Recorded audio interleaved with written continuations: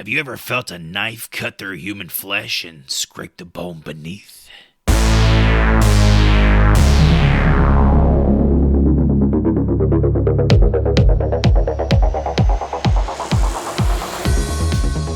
This is the Horrible Film School. Take a seat and slowly peel open your Trapper Keepers. I'm Chris, and I'm here with Professor Hootie. What's up, fellas? Exciting to get back into the Ghostface world. It's been too long, surely. We are also joined by Jamie Kennedy's nude stand-in, Professor Joey, a.k.a. Dr. Nasty. A.k.a. Son of the Mask.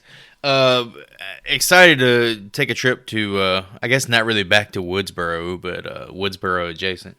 But I wanted you guys to check out my homage to Freddy Krueger before we started. Look how this thing's fucking going now. Oh. That looks nasty. Is it infected? No, it's not infected. That's like the scab. I think it's infected. No, it's the scab is peeling off like every time I wrap it. Everybody at home is confused. I got burned over the weekend. Hideously scarred. Burnt to a fucking crisp. Trying to be a good guy and provide pizza for everybody at like 2 o'clock in the morning. Look at this face turn. Trying to be a good guy. Trying to be a good guy, and I suffered for it, you know. What do they say? No good deed goes unpunished. Good guys finish last. That too. There you go. Yeah, I think both of those good things good guys getting burnt with the fucking stove. I'd say I was a partial witness here, but I cannot attest to the validity of your character in that moment.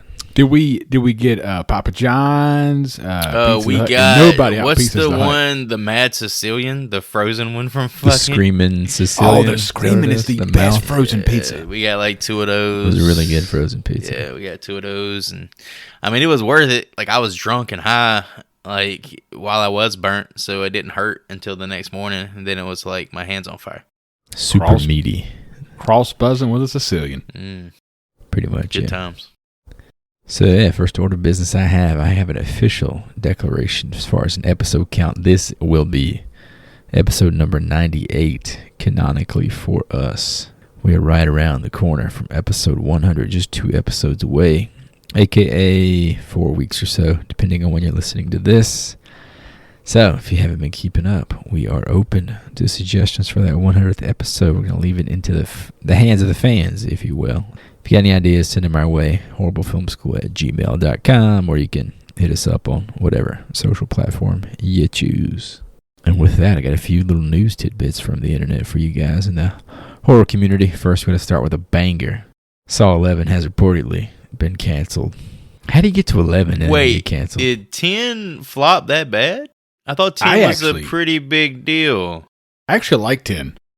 Speaking of long-running horror franchises, The Leprechaun is about to get its 9th installment, with Lionsgate recently hiring director Felipe Vargas to reimagine the saga. Sounds like a reboot to me.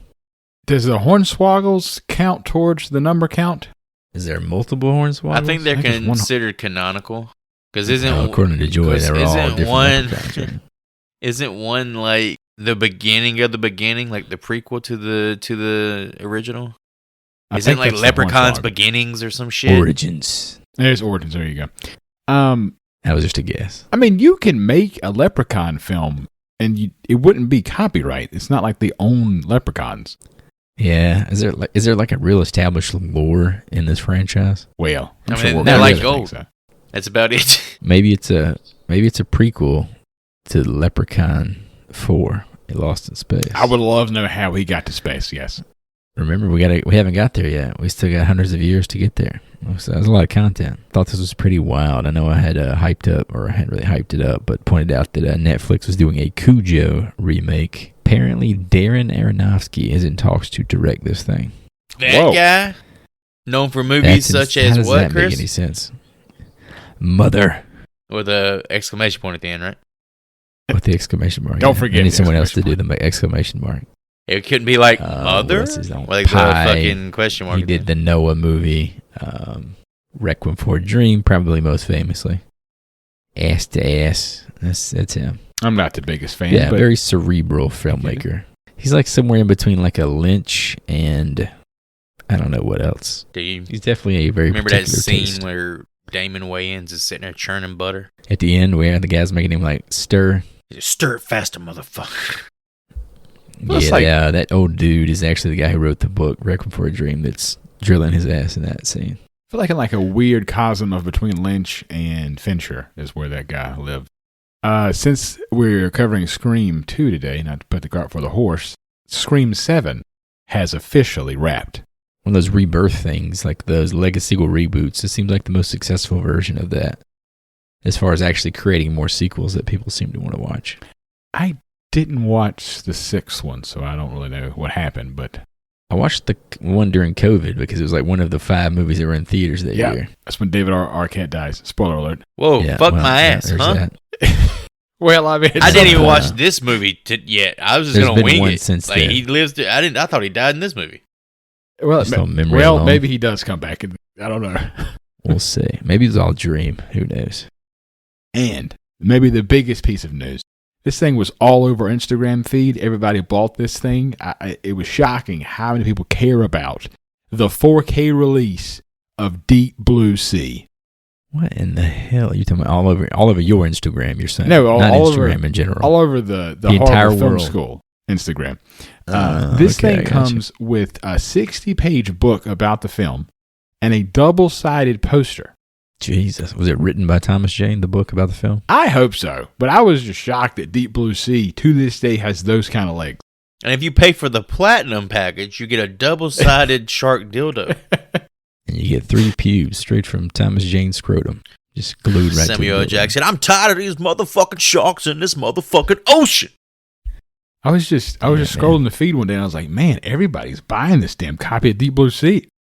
It's just been pre-ordered out the wazoo. I like that. Fingers crossed my library has it.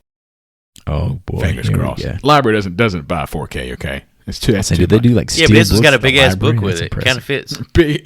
It's all about the book. Yeah. Oh yeah, we don't have the movie, but we have the book available for loan if you'd like to check it out.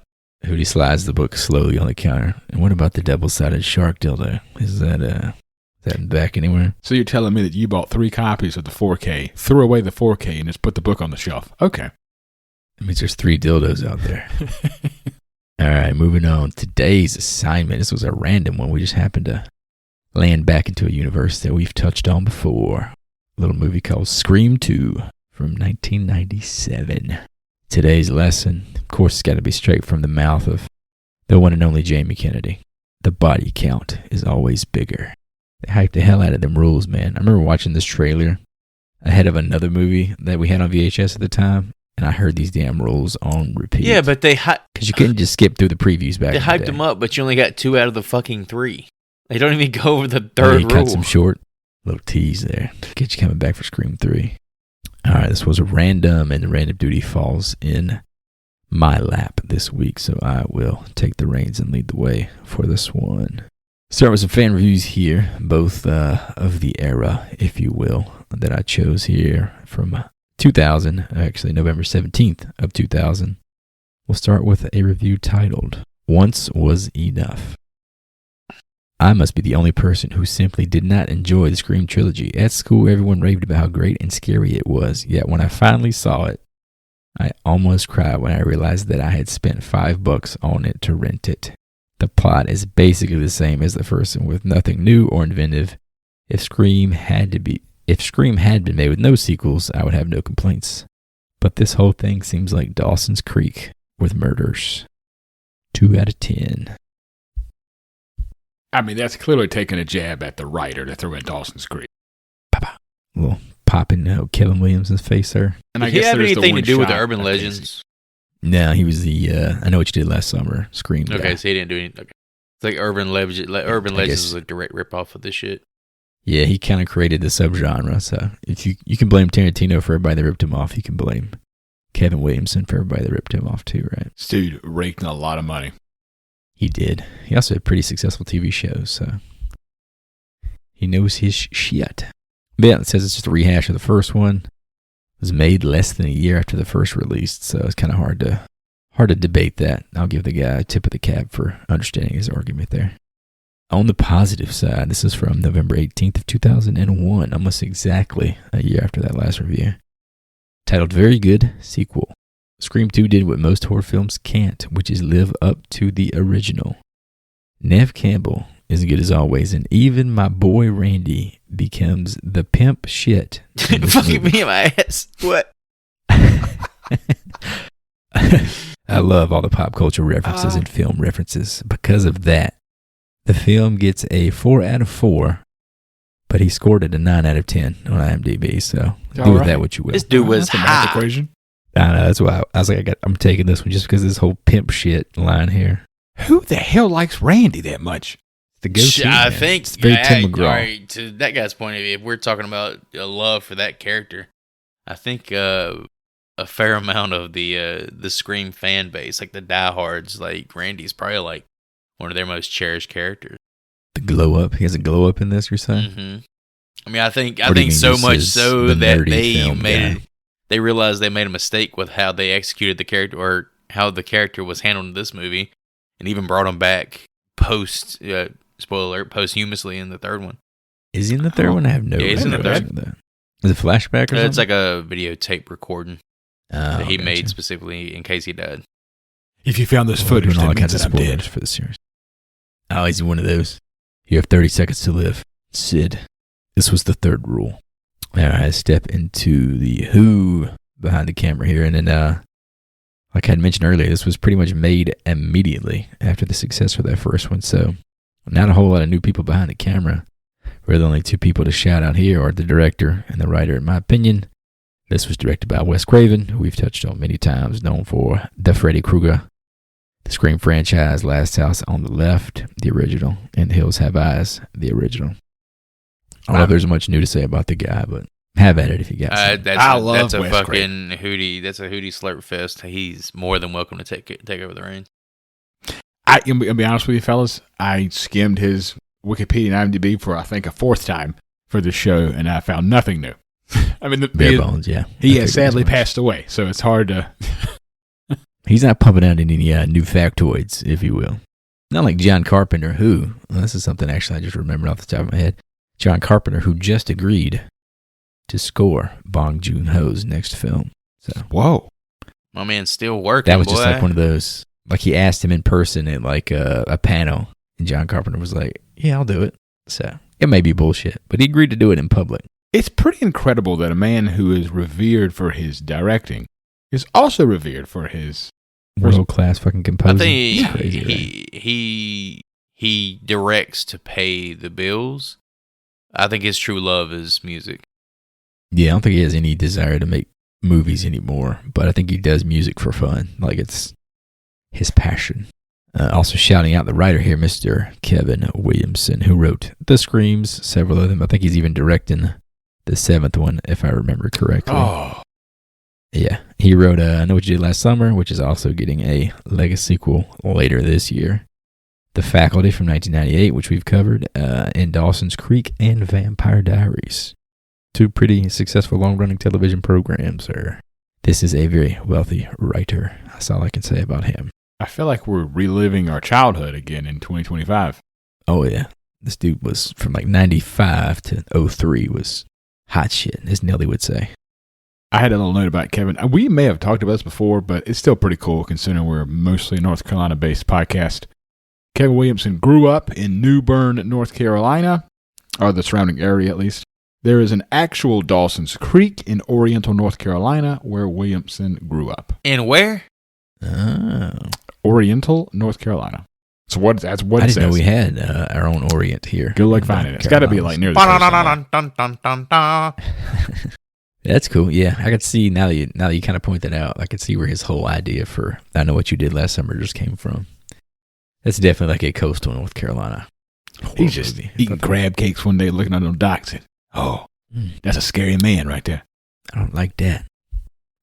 All right, and we're gonna announce about those two guys. Anybody else? You guys care to shout out? It's kind of a copy and paste from the original, as far as I could see.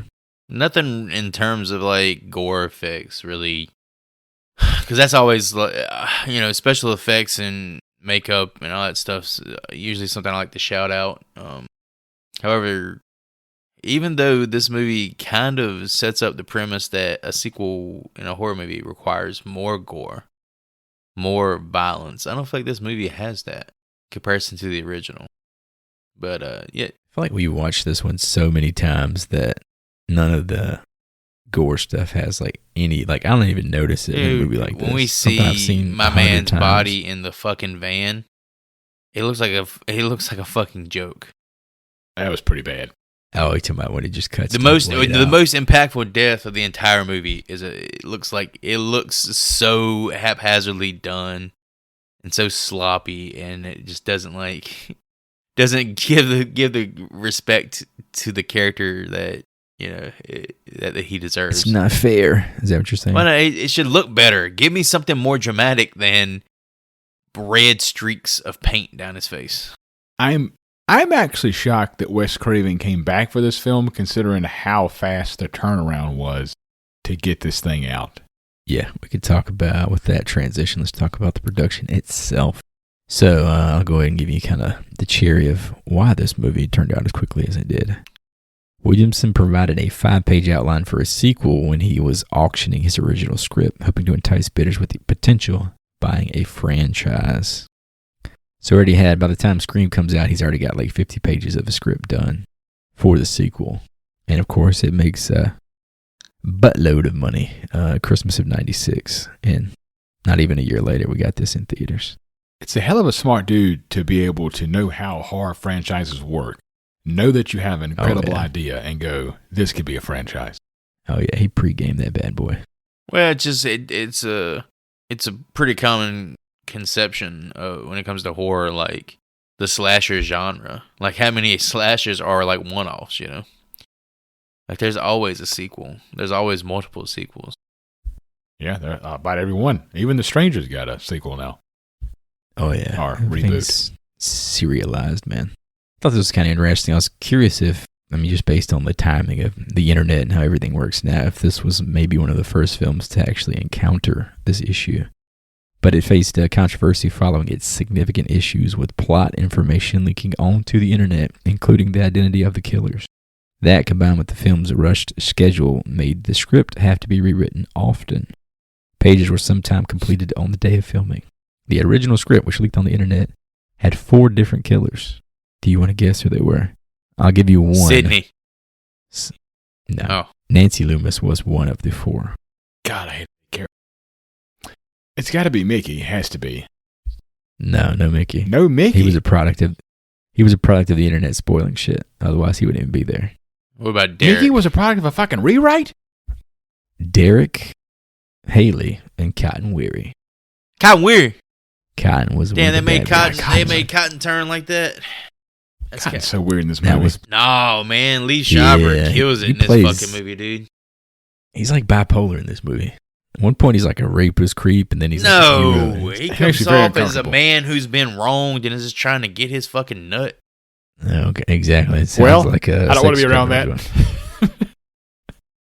Anyway, but the script itself was reprinted on specialty paper to prevent photocopying and was often destroyed after use. What was it, printed on that shit where you can take the piece of paper and pull it up and it disappears? Oh, like the black thing? Yeah. With the fucking with a graphite or something? Yeah, fucking speaking spell? What first it was written on a speaking spell? That ran into this, right? Like Reddit just spoiling a movie for people, Imagine being the person who, after every day of shooting, was in charge of destroying the script. Just walking around with like a portable incinerator.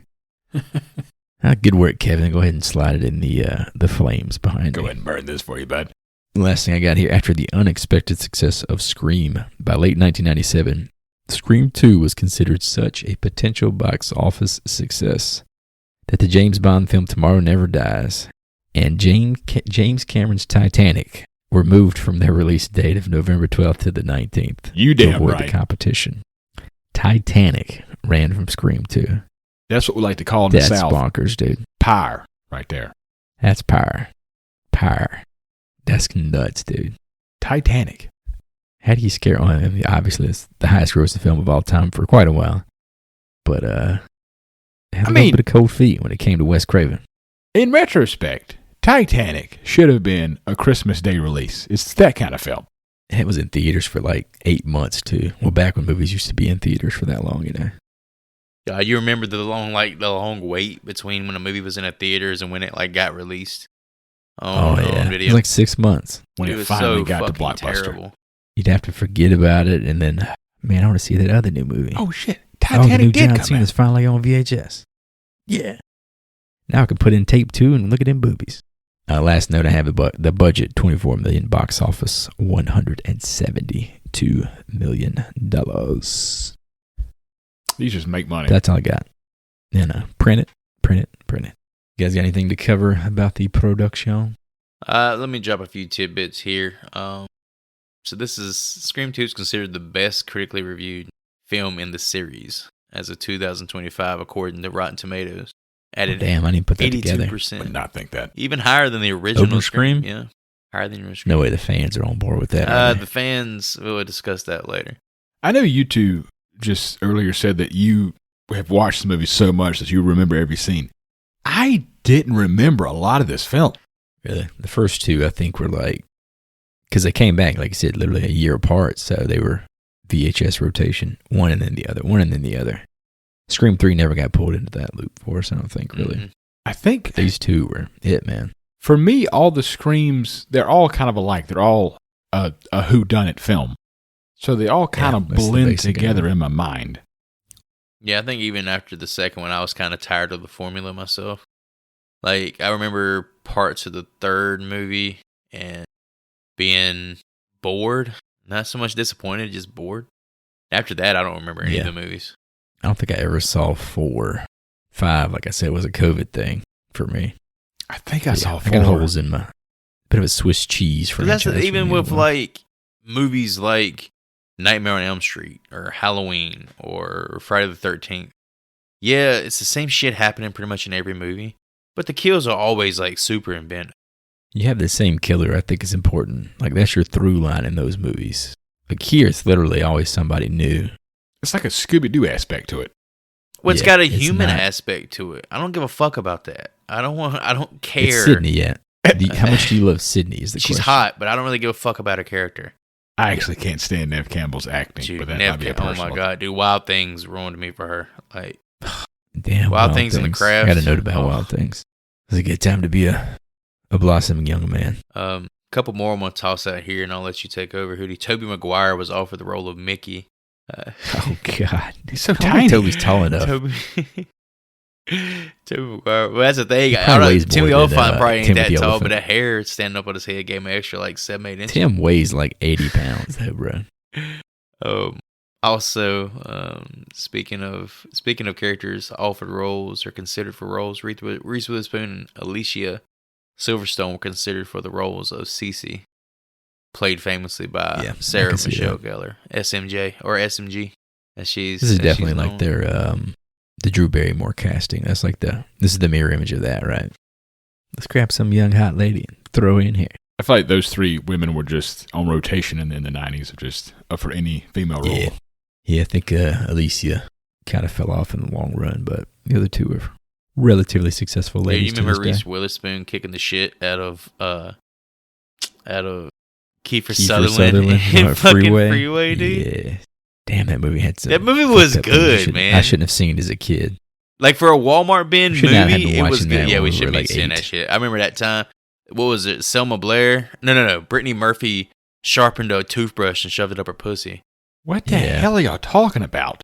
Yeah, that's some weird shit. They were in like It's, this movie girls' called Freeway prison, from the late 90s. prison for like young girls or some shit. But they were having to like act like they were like actually in a prison yard and have like shanks and shivs and all sorts of Yeah, stuff. it's like a white trash Little Red Riding Hood. Like she's like hitchhiking across the country to get to her grandma's house, and then Kiefer Sutherland's like a pedophile that picks her up. Yeah, it's a What's whole thing. that? What's that movie with my man getting his legs cut off on the train tracks?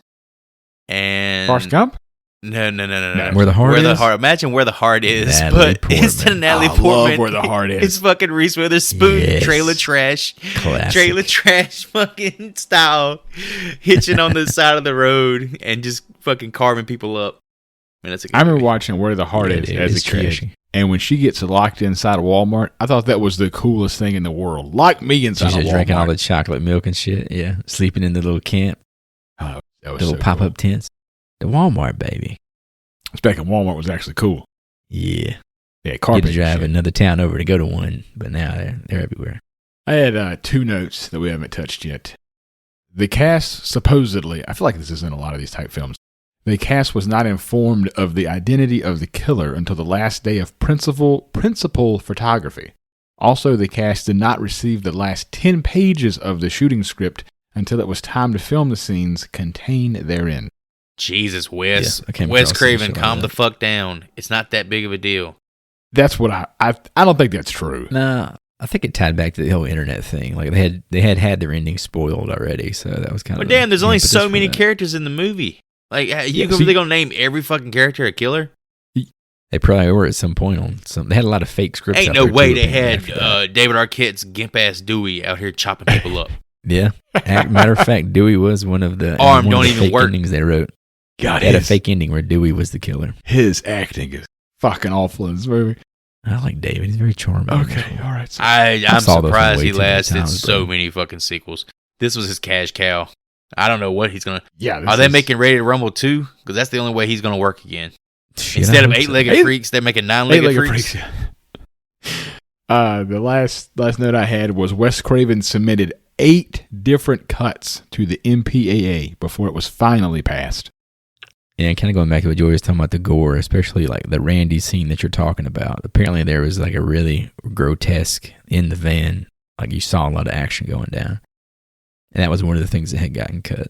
But he said they intentionally submitted things that they were okay with cutting, just so the MPAA would say, okay, if you cut these 2 things, we'll let it get by, even though they were things they had planned to cut anyway.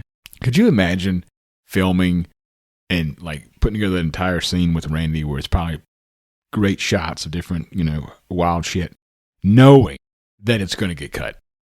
Yeah, I'd be Knowing pissed. that Jamie Kennedy's Probably career like- would never recover.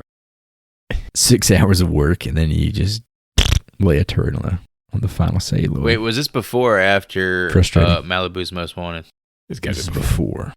I feel like this is his his swan song. Carrot Top's chairman of the board. Well, this dude pulls down Jennifer Love Hewitt somehow at the end of the day. Spoiler Wait, alert. he did? David He did. Arquette I was forgot about boning that. J-Lo. Or not J-Lo. Jennifer Love Hewitt. Those are 2 totally different people. Jamie Kennedy. Jamie Kennedy. Oh, they said David Arquette. No, Jamie Kennedy No, pulled. that's worse. Yes. Pulled. David Arquette got Courtney Cox. Jesus Christ. That might be even fucking crazier, but Nah, I think Jennifer he Love was Hewitt. married to her for a few Fine. years. Oh. Yeah, Man, we got to go back to the 90s where goofy, weird dudes were the hot guys. where they was it that pimp shit? When they guys saying pimp. that? Or That's what he was whatever. talking about. Yeah. Jamie Kennedy's the pimp shit. He's over here shoving his face between those massive boobs. Fucking bagging and They only tagging. want him for that pimp juice. You boys got anything else? We're ready to slice and dice into the plot here. I'm ready to dive on in. All right, let's do it. I wrote 10 different endings in the plot. I'm just kidding. I didn't do that, but I should have. That would have been funny. Was Next Omar full Epps plot ever the points of killer? That's what I want to know. Nah, he's Hell black. no, bro. No 10 He was- rewrites was he ever the Well, killer. Omar Epps wasn't going to He last was on 10 set minutes for 2 into the days. fucking movie. Well, you never know. We're going to find out. Well, spoiler alert. All right, with that being said, let's get into Scream 2 from 1997. Number 1, the body count is always bigger. Number 2, the death scenes are always much more elaborate. More blood, more gore. Carnage, candy. Your core audience just expects it. And number 3, if you want your sequel to become a franchise, never, ever... How do we find the killer, Randy? That's what I want to know. At a sneak preview of Stab, a movie based on the Woodsboro Massacre, 2 Windsor College seniors, Maureen Evans and Phil Stevens, become victims of a new ghost face killer. Phil is murdered in the restroom, and the killer then sits with Maureen before stabbing her repeatedly. The chaotic theater crowd initially mistakes her desperate climb onto the stage as part of a publicity stunt until she falls dead. Omar Epps plays Phil Stevens, who you may know from Juice and Love and Basketball. Classic. And anyone else want to speak to the actress portraying Maureen Evans? I just here? want to let me do my juice right quick. You got the juice now, player. You got the juice. Oh, you now. got the juice now, player. Shout out to Dude, Tupac was a fucking menace in that movie, boy. 30. There's going to be a through line when we talk about these actors because it's impressive how many actors in this film went on to have long-running television shows. And first up, Yeah. Omar Epps was in 175 episodes Of House. I actually like this show. All the medicals. Yeah, I never watched That's that one. I know nuts. a lot of people stand for that show, but I never got into it. He was also a backup dancer for Queen Latifah at one point. Goddamn right. Queen Latifah, who was in a little film called Set It Off Ooh. from the 90s, featuring little lady Can I named do Jada my Pinkett best set it off? before she got smithed. Go ahead. We about to set it off. Is that in the movie? I don't know. I think so. Yeah, we think so. We watched that movie Just way too singing much. Queen Latifah say that to like the camera. For two little 10-year-old white boys in the southeastern United States, we saw Set It Off way too much. Jada Pinkett, yeah, I think we covered her before, Yeah, right? She was Demon in, Knight. Demon Knight. So, yeah, she's in Set It Off and The Nutty Professor. She's Around this also time. Remember batshit that? crazy. Allegedly. I don't know about all that. She was in 47 episodes of A Different World. Uh, Classic sitcom. okay.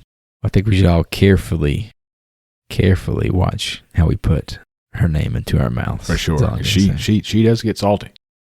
You get smacked the fuck off the stage. She sent director Wes Craven a set of steak knives after appearing in Scream 2 for Christmas. What is that, a veiled threat? I don't know. It's a very odd note. It came up a lot. Like, you can find that note right now on Google. You just ask Google. He'll tell you. Steak knives. I wonder if it's like a Freddy Krueger homage. She was very proud of that. How you guys feel about Nice. the discussion about African American representation and stereotypes in horror during this sequence, and then the first two characters killed in the fucking movie are both black actors? Yes, it's funny. I think the movie is funnier than the first one.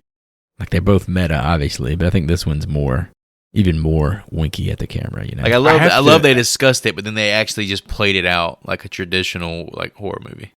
yeah. When Omar's in the bathroom and he puts his head against the stall, all I think about is Scary Movie 2. The dick. I wouldn't yeah. watch Or the that. first I one, watched actually. that entire fucking clip. It's like 5 minutes long. I watched that, and I think I enjoyed that more than I did this entire movie. It's just, It's still when she's getting stabbed. Like, they had Shakespeare that in in the Scary Love. movie. She's on the cell phone the whole time. The old ass white lady's like fucking slashing her throat and stuff. You They're all want joining some in. popcorn? Nah, I brought my own. Bitch pulls out fucking a big ass thing of chicken and some hot sauce. Oh man. did, The movie. Oh. did you boys enjoy the fact that Stabbed opened up with Red Right Hand as its opening credit song? Oh, I fucking love that. Dude, That was my favorite little bit This here. whole opening bit Love that is song. fantastic. The way the movie starts, I think it rivals the original. Dum, dum, dum, dum, dum. I definitely. My only note here of complete confusion is how in the hell is the Ghostface voice in the movie the actual voice? Oh, that's a good point. Oh no, the whole. I was like, how did they know? the whole actual movie within the movie is It's like way too shot for accurate. shot. It's way too accurate Yeah, to make any It's like sense. it's like a documentary footage. I think you two were underestimating Gail Weathers' ability to write a. Damn, this Screenplay. bitch ain't got like a time machine, though. She can't be hearing fucking dialogue She's and like a time shit. scene. She's like a crime scene investigator. She repieces everybody's steps. We're gonna want to shoot it from this angle. You I guys believe remember? You guys remember the fucking the fictional trailer that superseded Shakespeare in Love, the Amistad 2 trailer from. Nah, I don't remember that one. It's one of the Wayans brothers. He's on the front of the ship. He's, I'm the king of the world. A and fucking he's slave hitting handler whips. hits him in the back with a fucking whip. That's right. He's, get your ass back Oh. down there, boy. Within the Yeah, film that's right. of the film Stab, Casey is played by Heather Graham, which Oh is my Drew goodness. Barrymore's character Ugh. from the first film. You remember when Casey she's Becker. rolling around on them skates in Boogie Nights? She stopped. The Can Spy I, Who she's, Shagged can I Me, suck that's your what I cock? remember from, buddy. And Heather Graham was in 8 episodes of Californication. The hell is that? Oh, it's a David Duchovny classic. Oh god, the guy who shoves fucking rodents up his ass. That's Richard Gere. I not think we've David done this Duchovny at before. all. We've done this bit before. She was in a few episodes of Twin Peaks as well when she was super young. She has a very unique look about her. Very attractive young woman. Beautiful lady. But like this indie theater, whatever they go to, is like way too cool, man. I know, like, dude. Like you don't see indie theaters that are this fucking cool. It's like sick. packed with people giving out props. They got this cool ass stabby thing going on outside. This is Just way too imagine cool. a modern theater doing this.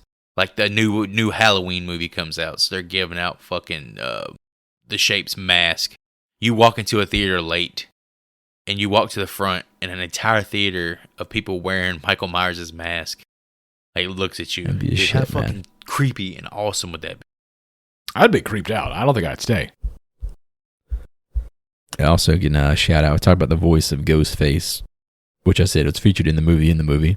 That's Roger L. Jackson, who probably much forever will be known as the voice of Ghostface. His face does not match I was his gonna say voice. the ghost of voice face. If you're wondering I that, still haven't looked him up.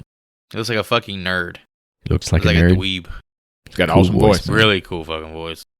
He's got a voice for radio. But what's up with the like Ghostface is always admiring his knife? Did you catch that?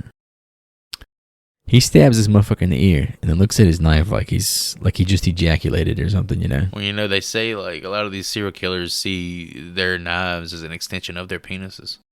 Oh. But Ghostface is always someone else. It's like the one psychological thread between every iteration. It's like one of the, because you know he always says he falls over furniture and shit. He even did that in the little movie that we watched. He's like classically like the clumsiest of the serial killers. And he always wants to admire the knife. Well, I think in this movie in particular, this particular killer, is shown to be like a maniac, shown to be like psychotic. And I feel like his character as Ghostface would marvel at something like the sight of blood on their knife. Like they're actually going through with what they've always wanted to go through with. Because this is the first Might be like a killing worthy- in a series of serial slaying. Right. I wonder if it might be worthy of like a YouTube project to like put up clips of every quote unquote killer that had the Ghostface costume on to see if you could tell the differences based on how they behaved when they were in costume. Is the mask always Like, the do same? we know what Billy looked like, you know, or do we know what Stu was like in the costume? I wonder if there's ever any delineation like on set. Like, okay, we know Billy's under there for this scene, so he would behave this way. Stu would be more goofy with it or whatever, you know. I wonder if it's the same guy they use inside the costume for every movie. No, Yeah, I that's kinda what I'm think thinking, there's yeah. like 3 or 4 people credited as a Ghostface in this movie. Oh, okay. But are they actually acting as the killer in the There's no, costume? that's Or the is thing. There's no Ghostface real like a acting in mindset, with this you know? character at all. It's literally like a fucking slapdash comedy bit because all you're doing is falling over the whole time. Yeah, they all do that. I guess that's what I'm trying to get at. Is what is it about? Is it this costume is just so shitty you can't see where you're walking? Probably the way tripping it's over that long designed? ass cape. Yeah, it's work. The clothing's not Which is ideal. interesting that you have characteristics of the killer, of not even the killer of Ghostface, that kind of perpetuate the series, even though it's always a different person, quote unquote, under the mask. It's a highly accessible Just food for costume, thought. apparently. Oh yeah. I remember when Scream first blew up, I was like, this is like the most generic Kmart costume you can get, and they were all over the place. And still to this day, Did you guys have that the one? mask is the with- easiest. The blood thing. The blood, there you go, with the little The squeeze. pump, yeah, I remember those. I remember that. All right, moving on. Media swarms at Windsor College, where Sidney Prescott is now a student. Her roommate, Hallie McDaniel, boyfriend, Derek Feldman, and fellow Woodsboro survivor, Randy Meeks, are also students. Police Deputy Dewey Riley arrives to protect Sidney, while reporter Gail Weathers comes to cover the story. Gail unsuccessfully attempts to stage a confrontation between Sid and Cotton Weary, who is seeking fame after being exonerated for the murder of Sidney's mother. This is kind of, say about the Bella College years, you just meet everybody all at once here. Let's go through the list real quick. Again, this is pretty much a copy and paste from Scream, so not a whole lot of new lights to shine here. But with that being said, Sidney Prescott is played by Nev Campbell, who you may know from Scream, The Craft, and Wild Things! Exclamation mark, baby. Don't tell me there's some Thomas Jane shit you're trying to pull out here. No, not yet. Hold that thought. She was in 142 episodes of Party of Five. Party of Five. So that's her connection to Kevin, right? Is he a Party of Five writer? I thought he wrote every teen drama. All that CW stuff or whatever it was. WB, Chris. It was a WB. He met them all on the set. together. Fucking There. CW. Yes. Randy Meeks is played by Jamie Kennedy, who you may know from Malibu's Most Wanted and Son of the Mask. And also the Jamie Kennedy experiment. Don't forget about that. Oh my God. What an experiment it was. Wow. Disgusting. David Arquette, we've covered before, as Dewey Riley in Ready to Rumble, and Eight-Legged Freaks, classics of that 2000 VHS era. Also, Former Buffy. husband Wasn't he in of like Courtney Buffy? Cox. Was he in Buffy? The original like movie. Oh, yeah, I think it was more like a cameo where he was like a best friend or some side character. He wasn't prominent, was he? I don't think so. Had a couple of tidbits His here. former spouse. You got something on David. Sorry, go ahead. He is a former WCW World God. We talked Heavyweight about this shit champion. last time too. Yes. Well, you got to bring it up. It's his history. Who did he pin? We're gonna say this every time for fucking did he- Scream he pinned- movies. He pinned. We have to. I'm sorry. It's in my There's contract. like 1,000 of these He- movies. I believe he pinned Jeff Jarrett because to this day Jeff Jarrett regrets that he gave the belt to David Arquette. He was one of those guys. I thought it was Garrett Goldberg. or Bischoff somebody. said, "Motherfucker, if you don't give this belt up, you're done." Well, he probably did. WCW was a weird company. Have you seen Ready to Rumble, man? We need this. And now it's time for your thought to come back, Chris, because David Arquette directed a film called The Tripper, starring Thomas Jane, who at the time was his brother-in-law. Oh, is it Rosanna? Patricia. Arquette? Patricia, I believe. Patricia. The Nick Cage. Okay. I didn't know she was married. Wait, The Nick Cage which one. one's the one that's a dude? That's Rosanna, right? If you, Alexis. Alexis. Okay. We're just naming shit. No. That's the dude. That's the dude / girl, whatever, family, from man. Bride of Chucky. Oh, he switched. I don't know. I remember David was saying something like, Male to He had a lot female. of I think issues that's there towards the Patricia, end. right? "Oh, Patricia's the most famous blonde one. Patricia won an Oscar for Boyhood. Oh, that's my girl from DreamWorks. She's in Severance. Yeah, What's the Rosanna? She's also in Holes. Rosanna's the Twice. one. Rosanna was in Joe Dirt. She's the one from the Tarantino movie. Pulp She's in Fiction. Joe Dirt. Yeah, she lost her finger to the alligator. Remember? Goddamn gator got my finger. She's the Billy Baldwin of These the family. goddamn things. He's 65 years old. Ain't no way Thomas Jane was balling her. Well, Nick Cage got it first, and then Thomas Jane said seconds. Dibs. Tommy's a slinger, baby. Nev Campbell, back to her, has a nudity clause in her contract, but lifted it for her role in the film, mark this down, Joy, When Will I Be Loved, 2004, her first film showing her completely nude. She also appeared nude in I Really Hate My Job, 2007. Joe, what are you typing What? down right now? Huh? Yeah, y'all can hear me typing on You the. disappeared for Y'all can hear me typing on the can see it in fucking your eye. keyboard. Oh fuck. You went slack-jawed and you were like, pulled up notepad. Yeah, for she some sure reason. did remove that clause. Goodness gracious. Drop those clauses. You know what? She might need to put that clause back up. Not very impressed. I Not can very see impressed. why. What are you looking at, steals I'm right looking now? at something. And she's got some strange looking breasts. Well, here we go. Here's the Okay. Anyway. All Age right. verification. Am I 18? Yes. Are you Oh ready? yes. I've been 18 for a while. Internet. Also, where was that? Courtney Cox, former spouse of David Arquette, plays Gail Weathers, who everyone knows from Friends, and I know the two of us at least know from Ace Ventura, Pet Detective. And she was That was a in, good one. you should know this one as far as episodes. Courtney Cox. Episodes of what? 235 episodes Of Friends? of Friends. Friends, yes. She's definitely. I got kind of annoyed. I'll go ahead and throw this out there of how often they referenced Friends. In No, this movie. I love the whole Jennifer Aniston's body line. That was pretty good. That was like 3 different times. I was like, okay, we get it. Didn't they talk I about know. David Friends Schwimmer is a big in deal. it too? Yes, Yeah. yeah. I was like, okay, I get it. That meta humor, baby. Definitely a product of its time. Who else we mentioned here? Hallie is played by Elise Neal, who was in The Hughleys. I don't know if you remember that show. Oh, T.L. Hughley back in the day. T.L. Hughley running that shit. Damn king of comedy. Damn right.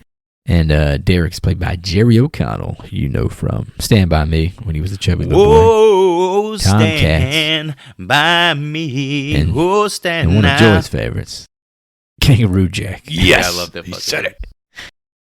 Anthony Where the kangaroo Edwards kicks in the this motherfucker in the motherfucker. Yes. I used to wear out a DVD of an MTV film he starred in called Joe's Apartment. Oh yeah, we did watch that one. I was trying to Is that remember. about Was he the star in is that about the movie? cockroaches who are talking? Yeah. Yeah, it's a good Yes, movie. yeah. It's a good We used to comedy. watch the shit out of that one. remember, I can't look at a urinal cake to this day without thinking of Jerry O'Connell in Joe's Apartment. Did he like snack on it or some shit? Welcome to Joe's. He just had, like, apartment. urinal cakes They was singing shit. All over the place. The cockroaches were singing to people and shit. Damn, this comedy changed a lot. We also mentioned Cotton Weary. That is Leva Schreiber, who you may know from Origins. X-Men Origins Wolverine. or God. Spotlight. And The voice of 82, God, as Aaron Rodgers said. 82 episodes of Ray Donovan. Ray Donovan. I think Hootie still calls this man Ray Donovan to this day. I do. Never seen a single episode of Ray Donovan, though. But you know all about it. Another friend I didn't mention just because the way the character's introduced is like so offhanded and haphazardly. One of Derek's good buddies is Mickey, played by Mr. Timothy Olyphant. Timothy you might know from O. Deadwood, The Crazies, and Justified, to name a few. Cowboy dude. We've covered him in The Crazies. Anything else? That's it so far. I feel like he we doesn't really have a went deep on Timothy O last time we were on. Oh, How yeah. close are I we love his opinion. to Bust that Alien Earth? June. Oh, I so we're believe. close. Yeah, they released a trailer recently. I refuse to watch it because I'm just anti-trailer these days, but it's out there. I was able to find some tidbits on Timothy for this show. April 25th, he has a Netflix film coming out with Tom Hardy called Havoc. And he also has a film coming out, I think it's later this year, named Lucky, where he stars alongside Anya Taylor-Joy. Oh, fuck. Bring her yes. back up. I said it correct. Mm-hmm. He also, Is he playing her dad, or is he trying to hook up with her? I hope he's played her dead, actually. That's God a good point. damn. This is a Jenna Ortega, He's like 30 years Martin older than Freeman her, situation. He What are you would, talking about? Jenna Ortega's fucking Martin Freeman? Yeah, you don't remember that movie where they fuck? Like, he's a teacher and she's a student? But Jenna Ortega's like yeah, 19. it's a big deal. It was a big deal anyway. Man, totally Martin missed Freeman, about that. Fargo? Or is it Peter Martin Freeman? Freeman, the damn Hobbit? Yeah, The Hobbit. The Hobbit fucked Jenna Ortega in a movie. Mm. oh, I have seen that on TikTok, Wednesday. which is a weird way to say that, but yes. Wednesday Adam. Yeah. Yeah. It's a weird Banged yeah, her. It's an odd thing. Her all grade sex went up scene. a couple letters, if you know what I mean. Wow. Once I read this, it made sense because I've always seen Timothy Olyphant and been like, man, this dude is all teeth, and it's fake. He wears veneers to give the impression of longer teeth. What's he got, like dolphin He's teeth? got like horse teeth or some shit. I don't know, he's but got some he's- weird shit He going got on. little fucking He's always had stubs like or some super shit? big fucking teeth. Yeah, I guess he has now that you put it that way. Did you talk about Definitely has a unique look. Did you talk about Joshua Jackson's in this movie? I did not. I called him Why on is the he cast not list. more He's in not the even movie? credited with a name. He's not even credited with a name. That's He's crazy. like film student number one. I don't understand that. This is hot off There's of no this way is he hot was off not. of fucking Mighty Ducks 3, right? Yeah, so he was in Mighty Ducks at this point. Like he was a known commodity. Wasn't he Casey I don't know. in Dawson's Creek? Yeah, he was the main. Oh, I don't know about Dawson's Creek. I thought Charlie was his damn name, right? I don't know. Mighty Ducks. I think we had the wrong guy. Sorry. Joshua Jackson. He's in fucking Cruel Intentions. Dude was everywhere for like 5 years. Yeah, he's in Dawson's Creek. He's Casey. I don't know who the fuck Casey is in Dawson's Creek. God Who's almighty. Dawson? James Vanderbeek? James Vanderbeek, yeah. I don't want your Yeah. life. Apparently, I've watched more Dawson's Creek Yeah, than you two have. You have watched more Dawson's Creek. I Zero think a lot of episodes. men age 30 to fucking 40. Trust me. We were not CW boys. I'll go ahead and tell you that now. We were not the Chris, target damn it. audience. I promise you. We were not WB boys. We were watching Halloween on VHS, and we weren't watching the CW. I'm sorry. Ma! Or WB, damn it. Dawson's Creek's on. Get the meatloaf ready. See, that was a bit of a character dump there, but that's kind of how the movie goes. You kind of just meet everybody all at once. Did we miss anybody there? I don't We're think talking so. about Sarah Michelle Gellar, but we kind of went over her earlier. Like this is introduction of Yeah, her I'm about to character as cover her well. next. She gets her solo moment here in a bit. Does he think this is really Jamie Kennedy's facial hair? No. They staple that shit Like on. who? This shit looks like someone else's like pubes just slapped up on this dude's face. They look rough. It looks very of the time. It's- Like 90s, he probably, we probably thought he looked pretty fucking cool back Tim then. McGraw still makes this shit look cool, but his version of it does not look cool. I'm sorry. It wasn't necessary. Like this, were they trying to make him look older? No, they're trying to make He's him look like he was pimp shit. He's a nerd. Pimp shit. He's a nerd who's trying to look fucking cool. That's kind of the Pimp the shit, vibe bro. I got. He's very. That's why he's Joey very has a pimp beard. Shit. As Trying it to make him were. the Godfather with a damn hoe train. Shit. Damn, man. Different times. I was kind of annoyed because, like, being like a movie nerd now, especially like at my older age, him in the film class, Jamie Kennedy, is not funny or clever with the shit that he's. I'm pulling telling out you. of his Oh my ass. god. I'm like, I could out Oh debate my- this motherfucker. I could out movie this guy at this. All point, right, you know? Mickey, Look, calm I down. got a note here. That's just how I felt. I got a about note it. here. Was this scene just an excuse to give Jamie Kennedy a chance at work in the future? It's like a shitty It fucking seemed like it. stand-up special. Like everybody is forcibly People- I don't know why laughing they're at laughing. his shit. It's not funny. It's horrible.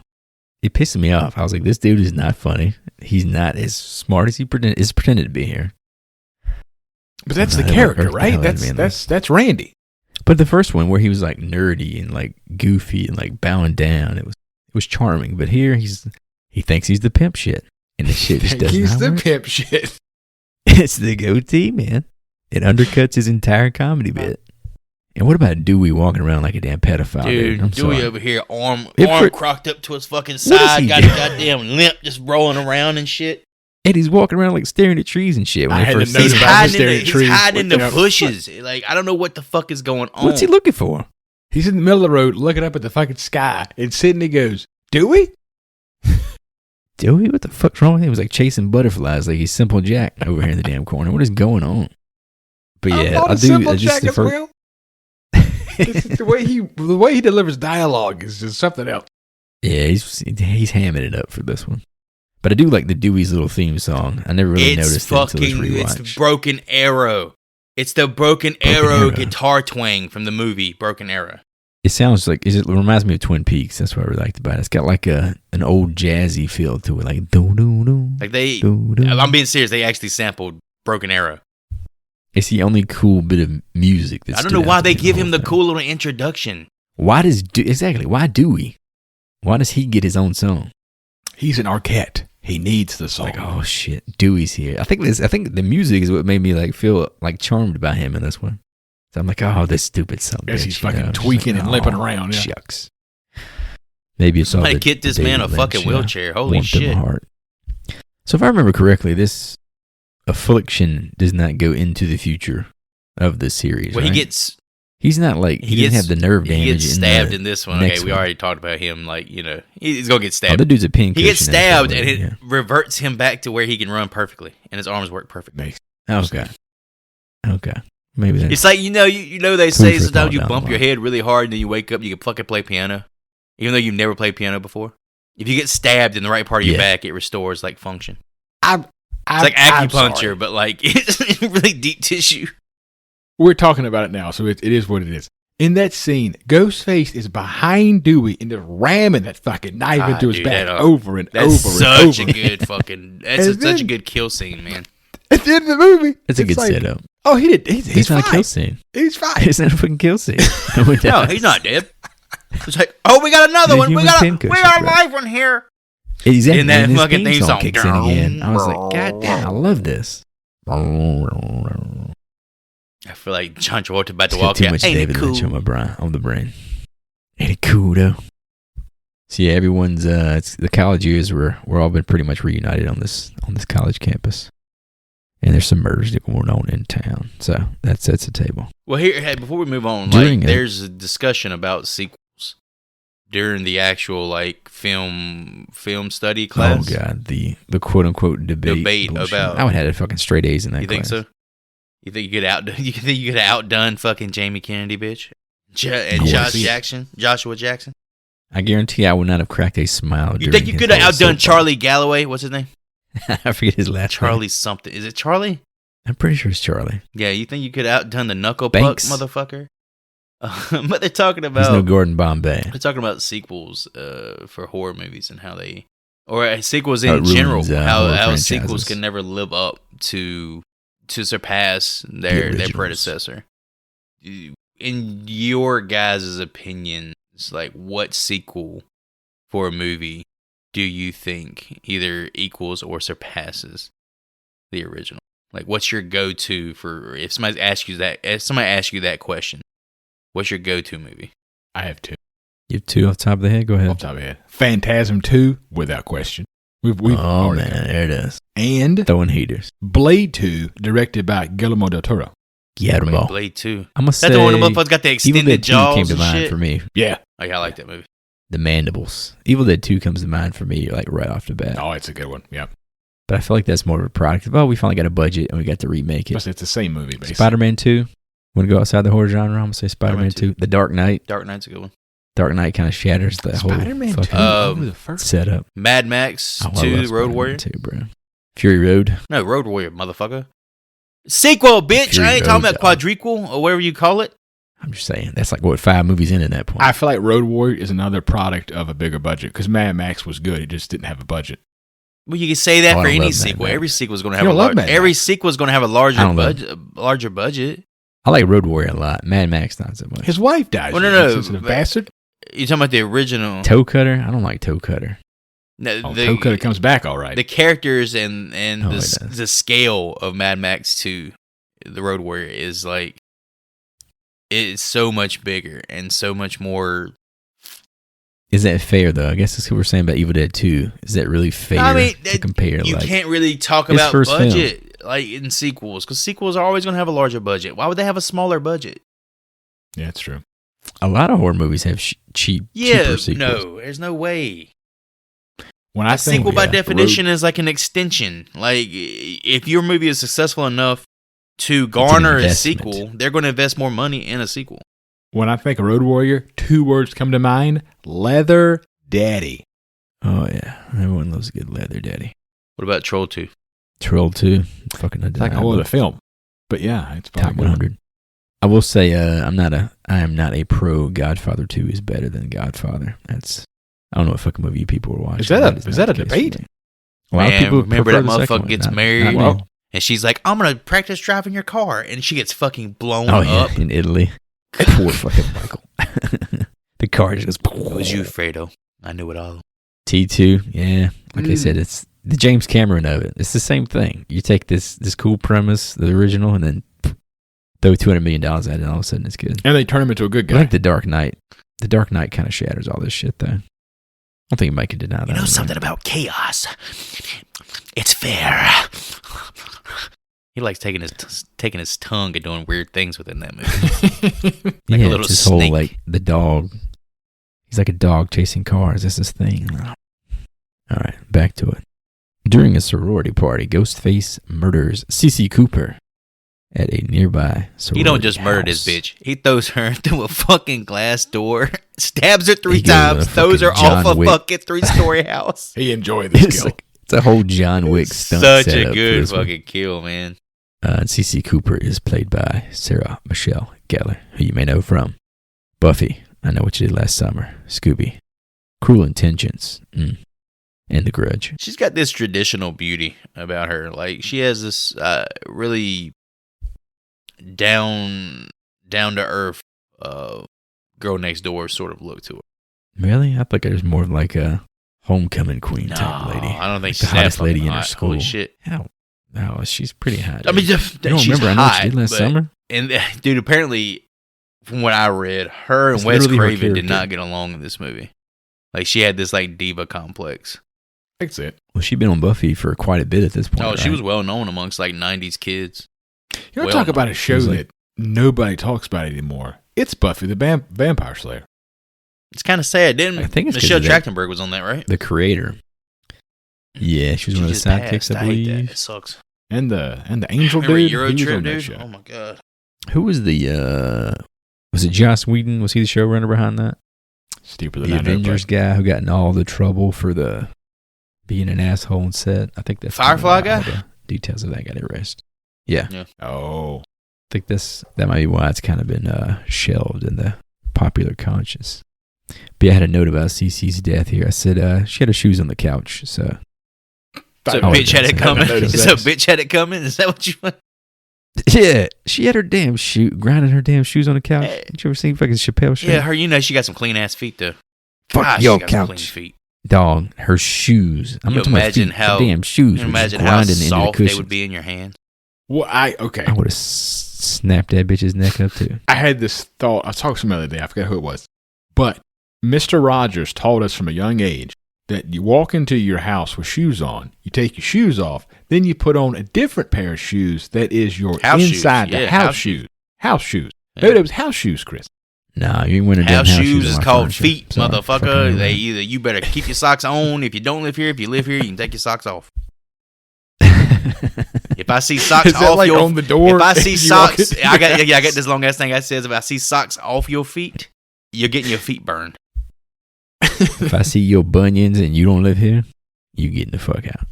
You got a little miniature lighter, just Your little Take that toenails down that foot. grazing across my floor, scuffing my floors up. All right, back to it. Later that evening, Ghostface attacks Sydney at her sorority, injuring Derek before fleeing.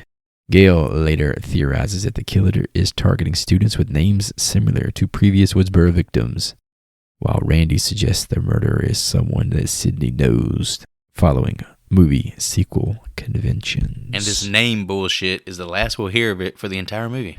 Yeah, it seems kind of tacked This on. plot thread I have an is idea for a copycat fucking killer. razor thin and thrown by the wayside. Well, does it track going forward at this point? I don't think anybody even keeps up with it. I don't think it would make sense. She starts underlining shit on the chalkboard. literally- I reminded me of like They're Charlie having to Day. take letters out of people's names and Charlie start forming with- names out of the letters. See, if you turn those upside down and put them like this, it's an S. You know what the fuck that is? Sydney. That's why they're trying to kill this bitch. Okay. Have we made it to the cafeteria yet? No. Oh, you're talking about the singing I sequence? love yes. you, baby. And if Derek you ask projecting me his why love. I love you, baby. Yeah, it's probably in this bit here somewhere. I thought it was somewhere in there. It's- Yeah. The definition of cringe. I'm just sitting there I know, thinking, but like we've been on a college campus, and they just don't. There's not a cafeteria where fucking 21-year-old people are drinking carton milk and fucking eating super donuts. Like, what was happening here? this shit was filmed at a high school. Is that what you're telling me? Did y'all look at what was on their plates? Because I paused it and looked, and it was like straight up middle school cafeteria food. They had the square pizza and shit. Is that what you're trying to tell me? It was weird. It's they actually had every actor who auditioned for that role of Derek actually had to Derek. sing that song a cappella to No, this was their this scene. was like this This is is what audition got scene. Jerry what the fuck's his name? Jerry Jerry Bruckheimer. This is what got him Kangaroo O'Connell. Jack. Fucking action That's director. what got Jerry O'Connell his role. The fact that he did it so cringily and terribly. I always was annoyed at this scene. Well, no, not always, but once I grew up and figured out how movies work and like famous old movies and shit here. When Timmy, or I guess Mickey says, Tom Cruise, 19, he's like referencing Top Gun, Yeah. right? He doesn't sing this song in Top Gun. He doesn't sing it at the bar. He sings "You've Lost That Love and Feeling." It's a Well, I totally thought he different was song. going with the same vibe. I know it's not the same song, but he was going for the same. But as a like, kid, thing. I always assumed as a kid, like, oh, this is the song that Tom Cruise sang in Top Gun. And I rewatched Top Gun like 5 years ago, and I remembered in my mind, I was like, fucking Timothy Oliphant lied to my ass when I was a kid. How about that, Mickey? I was like, he fucked my memory up. I That's was a like, clue. This is totally not the song. That's a clue. like Mickey's this a whole little scene off, did man. embarrass me for like it just gives you that tinge of like self embarrassment. Like you can watch it and it just makes you literally. There's no other way to describe it besides cringe. But I still like it had an endearing effect as well. Like It was this in my memory. character was not developed at all. This character's only characteristic is the fact that he was in love with Sydney. And for him, He was a you know, lapdog, man. for him to do something like this, it was actually kind of sweet. Because this is a part Like of the the movie where song. they're about to not be together, you know? Yeah, she's like got a security detail, and he's like trying to pull her back and show her that he can love her and take care of her. It did lead me to the song itself, which I had on my like downloaded list or Let me Spotify hear you sing rotation it. for a long time. The Partridge Family version of this song. Sing it for us. You heard it in the damn movie. though. Yeah, I heard Jerry O'Connor sing it. That was fucking gross. Were you also upset, Joy, when he gave up his letters? I mean, I knew that was gonna Oh, that was gonna whole get him subplot, killed. I know yeah. that shit. Such a weird There was subplot. way too much focus on that shit. And I'm like, by the time it came back around, I was like, oh, okay, yeah, I forgot that was like a thing we talked about for 5 minutes an hour ago. To the credit of staying in focus, she does wear that necklace for the rest of the movie. That necklace serves Yeah, a she very like- important. She rubs it a few times too. Ooh, Does she? Derek. She's like, Mm. She said, wow, thing. Meow. You make them titties bound. I don't know about that. You might want to look at them titties on that movie before you start talking about that. If you would forward that research I've been doing here. I woke up Give them with this titties a feeling 6 out of I didn't 10. know how to deal with. I wish I had more hands so I can give those titties 4 thumbs down. Yeah, I remember that. That's what I was going for. Oh shit. But yeah, so Derek gets like this fake ass arm injury, which watching it back now, knowing what I know, it's just the way they frame it is just weird. The way that he like goes, he walks into the house, like he doesn't even run after Ghostface. But I guess that was like a genuine tussle, and he just sliced his arm just for the hell Yeah, of this it. is the start of With the off-camera this is violence. the start of the off-camera violence, confusion. but also the start of trying to show that, you know, it's potential that Derek Red can be herrings. one of the killers. He could have done this to himself. He's a pre-med student. He knows where the major arteries are. He knows where major blood vessels are. Like, if he's going to cut himself to show that he was in an altercation, but to also not put himself in danger, he knows where to do it. He picked the perfect spot for it. Yeah, so this is where Randy and this is like one of the most memorable scenes in the movie for me too. When Randy and Dewey are having like the conversation at the lunch table, talking about the rules of the sequels. I feel like this was what the trailer was like sold on this one scene. I saw this scene in that trailer probably 100 times. I swear. Do you know what I remember from this scene? Him doing the hand. How movements. bad David Arquette God. is a fucking actor. Well, there's a lot of things apparently, but they were eating Baskin Robbins, and it was in frame a lot. The ice The cream? logo and everything. Yeah, Did it Fuck, melt I it love on? ice cream. That was the kind God, of it was I I love like ice it was cream in now. it was in a cup, and both cups were pointing perfectly at the camera. What flavor? I don't. Camera would move and the cup would I need rotate. some I was sitting there thinking to mint myself, chocolate chip. I have never been to a Baskin Robbins. I don't think I have either. I- I think I've Been never to a seen Cold one. Stone. I haven't been. Oh, I've been to a what Cold What Stone, yeah, about but not a Ben and Baskin Robbins. Jerry's? Yeah, been there. Oh, I went to yeah. Ben and Jerry's the and I smell got of the Ben and bourbon something. It was fucking gross because it actually tasted like alcohol. Oh, Why would I don't you know. get that? I'm fucking stupid. It sounded like it could have been good. You are fucking stupid. I'm glad that you said it. Speaking of which, ice cream. I know Hootie was shitting all over that Nutty Buddy ice cream that I Oh, bought. here we go. It was pretty good. Here man. we It was go. pretty good. I must say it was fair. I'm not the biggest ice cream I fan, think- so That's I think crazy. he lowered the I bar so fucking love low ice cream. that it being Oh. mediocre was great for me. I love ice cream of any kind. I'm I over don't think I've ever pie. had bad ice cream. Pie. I love a fucking pie Just too. take I a love hot that pie ice and cream. put a You scoop keep of all the ice cream cake. on it. I mean, shit. You keep the cake. Give me on the pie and the ice cream. That's life. My brother once made a Nutty Buddy cheesecake, and it was fucking incredible. Sounds Once delicious. made It it. was Why the hasn't he most- made it all the time? Like at every. Well, it film? was the most calorically dense. What's he doing thing tomorrow? I think I've ever eaten in my life. Like one bite, it was It's like got to be pretty damn close. it Well, was it's delicious. cheesecake. But I mean, cheesecake by itself is already like what 1,400 calories a slice. then I think it took 2 boxes of Nutty Buddies, maybe a box and a Jesus half. Christ! Yeah, it took a lot What of. do you do? fucking Just sugar. fucking make a cheesecake and then stack a bunch of Nutty Buddies on top of it? Do you layer them or do you like crush them? No, Well, you you can't gotta crush call them. That him. ruins them. I remember. Here we go. I remember he like His methods, the- man. You would ruin a Nutty Buddy. You fucking take a mortar and pestle to it, and you just start fucking bashing it. the That's outside. something my son would do. The outside of the pie was the Nutty Buddy sticks of like a fortress of Nutty Buddies was protecting the cheesecake. That was the pie shell? Yeah. It was Oh, incredible. Damn. I think it took him like 4 hours Was to it at make the bottom of the pie as well? And the bottom was graham cracker, I believe. Mm. Jesus Nah, Christ! The What fucking time we horror- finish with let's this talk about podcast? horror I'm fucking movies. hungry.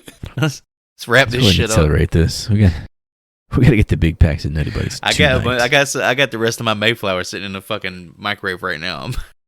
Let's do this shit. Just fucking waiting. Alrighty, so we got the rules in place. There's a killer on the loose that may have a pattern. Ghostface calls Gail, Dewey, and Randy on campus, ultimately ambushing and murdering that sexy motherfucker Randy in Joel's media van. Joel, fearing he'll be next, quickly leaves town. Dewey and Gail review Joel's footage, but Ghostface attacks them as well, stabbing Dewey in the process.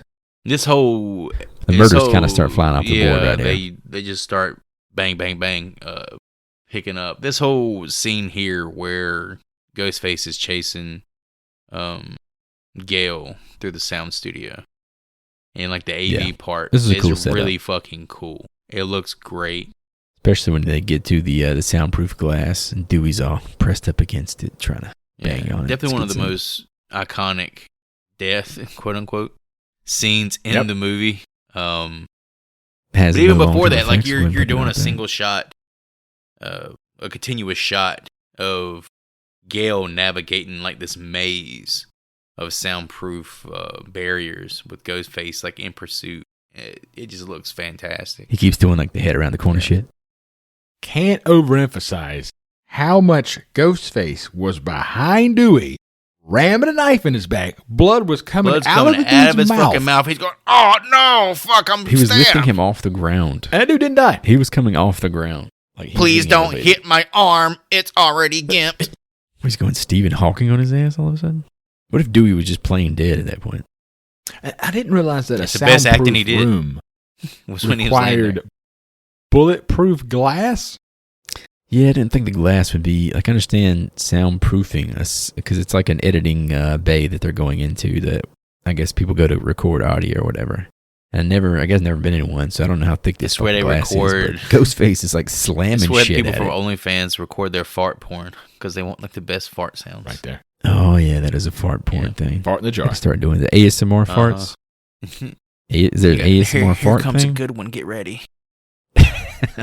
This one's specially wet. This one's a taco one. This fucking stuffed 9-layer burrito. 3 cans of Beanie Weenies in. Here it comes. You're gonna love this one. Hold on.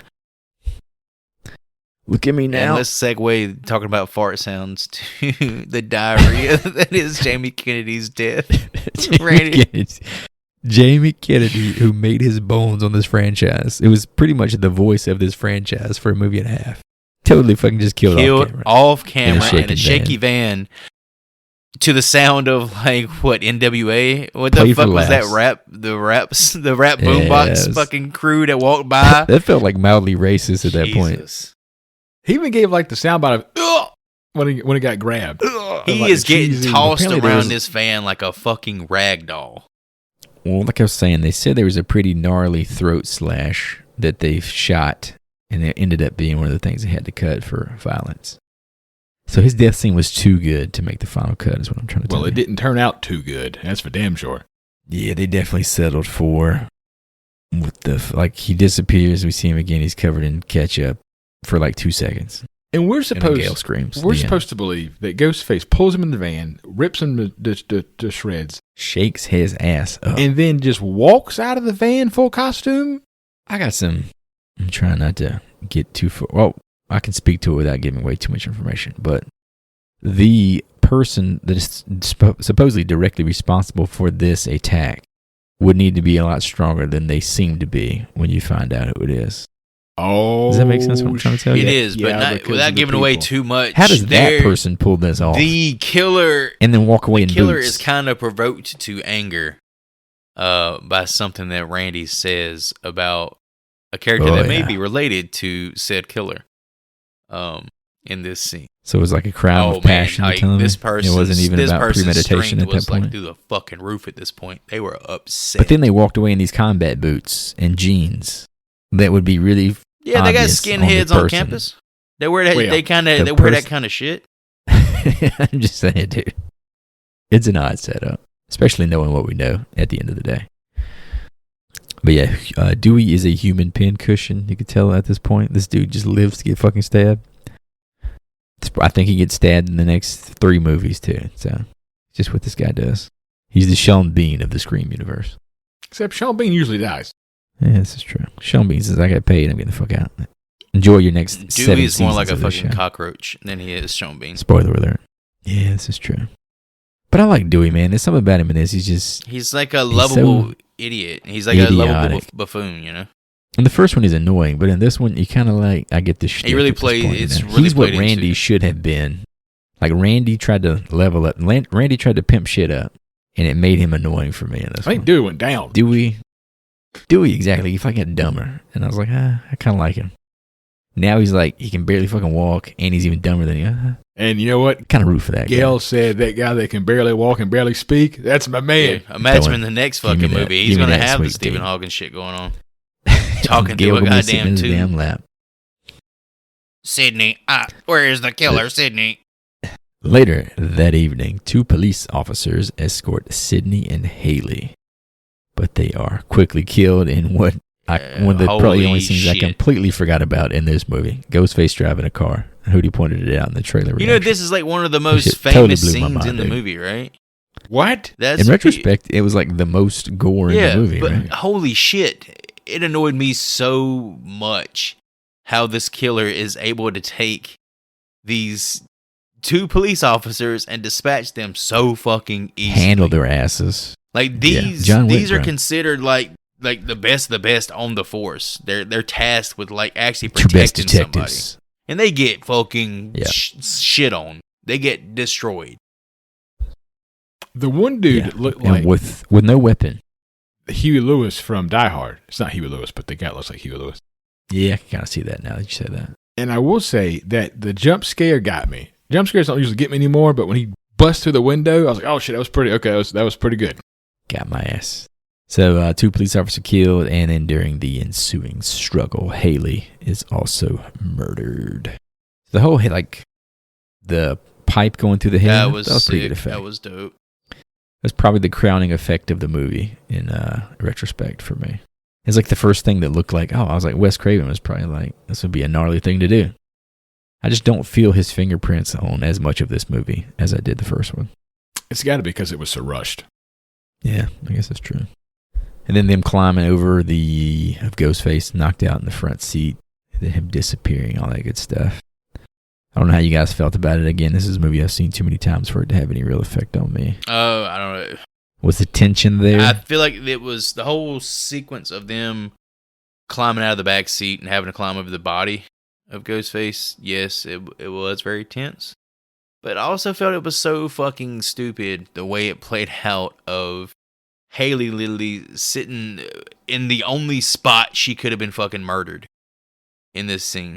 Like Oh yeah, I don't hate the cut when it because it goes wide and you can see all you the, see a bunch the of empty space to her you left. see a bunch I'm of like, okay, boxes this is where just he's gonna sitting there, jump and it's out. like, okay, he's gonna come around the corner. Yeah, here fucking goes. And he swings that knife way high. And he stabs her like 2 times Yeah. off camera. A lot off camera in this film. Another shortchanged death there, unfortunately. All right, time to push into the taters here. This is what we came for, right? That last 30 minutes. In the campus theater, Sydney finds Derek tied to a cross from a fraternity hazing. Ghostface soon reveals himself as Mickey, The guy we haven't seen for 40 Sydney's minutes. classmate. Exactly. Again, like I said, we get all this introduction, and then Mickey kind of disappears. Mickey, Sydney's classmate, who shoots and kills Derek. His plan is to kill Sydney and be arrested using movie violence as a defense. But while Mickey is standing on his soapbox, Debbie Salt, who I haven't even mentioned to the point in our plot yet, Did we even talk Arrives. about the actress? we have Fuck not. me. I will here. She's actually in the Debbie movie. Salt She's actually arrives. like in the movie, like throughout the movie. Tidbits. But it's just so obvious in retrospect at this point. It's so hard for me to look at this fresh, bro. Debbie Salt arrives holding Gail at gunpoint and is revealed to actually be Nancy Loomis, the mother of the original Woodsboro killer, Billy. Dun dun dun. So Debbie Salt, a.k.a. Nancy Loomis, is portrayed by Laurie Metcalf, who you may forever know as Aunt Jackie from Roseanne.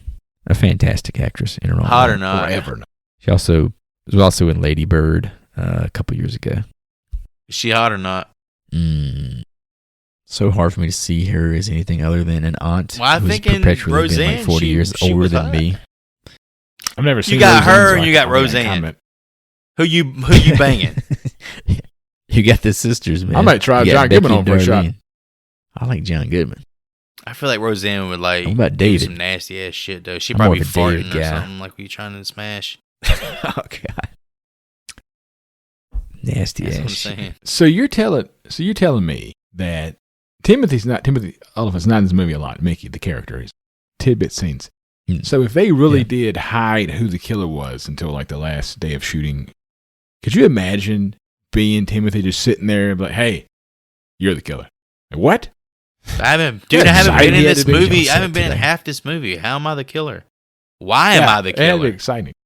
What did I do? And then I guess And he gets his like ham-fisted backstory of, oh, he's the craziest motherfucker I could find. on an Here's the internet chat thing, room. like his performance right here, once he is unmasked, really fucking good. It switches. Yeah, he becomes somebody else. He It's like he didn't know plays until this a point that he heel was the very, guy. very, very well. Yeah, he kind of got typecast as this for a while until Deadwood, and that kind of turns his Shit, career even around. in and he becomes, Deadwood, like, Seth everybody's Bullock was a favorite fucking cowboy. menace. He was a bully. oh he was yeah, he mean. was the bad Started guy. out as a douche, He's the bad guy in Die Hard 4. Yeah. Roughly. and then the girl next door, he's kind of the asshole there. Got too. the same Well. haircut in the girl next door. Well, it's a little spikier girl next door, I think. So what do we think about I think the the Raylan scene. motivations of the actual Ghostface killers in the movie? Well, before we get away from it, Debbie Salt, she's been a reporter, quote unquote, local reporter who's been popping up every like 20 minutes, kind of whispering in Gail's ear about, we got to cover this How do story. you like, feel? I'm the How do you local feel talent, about blah, all blah, this blah. going on right She's now? always there. Yeah, she was conveniently always there. So that's been her role to this point. And she has no conversations or dialogue with anybody of any import up until this point. How do we feel about? Yeah, but how do we feel about the mom, motivations Billy's of mom? Billy's mom? And I mean, they each have their own motivations, but the motivations of Billy's mom as well as Mickey. Revenge. I'm cool. I'm cool with where she's coming from because, remember, like she says, it's like the oldest tale. There's no bullshit defense to this. It's just fucking revenge. It makes me think of like Kill Bill. Do you know what this I want scene to get a motherfucker back. snapped me right back to? Was Psycho 2 when his mom comes to the dinner table. It's like, oh, this whole plot, the mom's the bad guy. I was like, okay. Moms have been getting dicked on in horror movies for fucking 50 years now. I mean, I know it's like super fresh in our brains, but yeah, my mind went right to Psycho 2.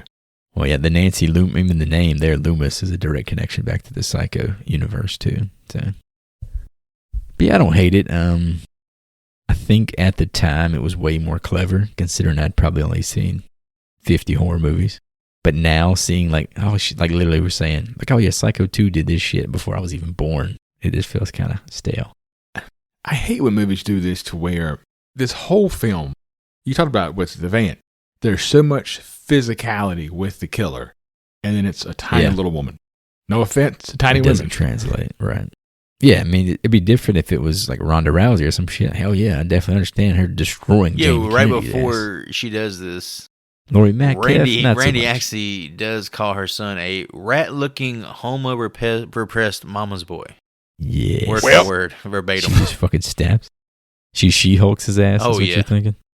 She gets that motherly then she protection. You, steps- you ever heard the stories about a mom picking a fucking car up off their kid? Yeah. Same that's sort of different. shit. That's like a spur of the moment thing. This is anger, though. This is not Well, like... anger's a powerful she's not- tool, man. Oh, powerful. Powerful. Powerful. I don't think it's as powerful as trying to save a newborn or whatever. I think it's not quite. Oh, we can apples see to the apples, anger you know. and She's fucking and crazy the wrath rest in of her, this movie. wrath in her voice and the way she acts the rest of the movie. She's like dodging behind people and shit the rest of the movie. Creepy fucking look at her face. But what about The guy- Mickey being like a fucking serial killer before all this and being literally Yeah, like put into college? he enrolled as a student just to go just to undercover. go kill people, just to like continue his murder spree. Motherfucker's been going to class this whole time. Getting straight Wonder what A's. his GPA was. Actually, a pretty good student. He's actually fucking first in the class. He's a valedictorian, but on the side, he's low key killing. You don't know shit about Top Gun, apparently, but besides that. Fucking misquoted Tom Cruise there, but okay, whatever. But before going back to the physicality thing, so the van kill, throughout this entire movie, Debbie Salt has been dressed exactly like Hillary Clinton. Yeah. Like, that's all she wears throughout this whole fucking movie. But she stepped out of that van in blue jeans and combat boots, and no one fucking noticed, is what you're telling me. This scene has really got under your crawl. Yeah, she was out 'Cause here. when she She walks was away, off it shows duty, the man. feet. She's fucking off work at this point. I agree, but I'm saying that woman in jeans and boots, you Oh, I would trust me. I would have noticed. I would have been looking. Like, what the hell? Chris, is this when I lady am doing off here? duty from my corporate job, I go home, I put on work boots and blue jeans, and I walk around the house. Okay? Just walk around the house putting shoes on the couch and shit.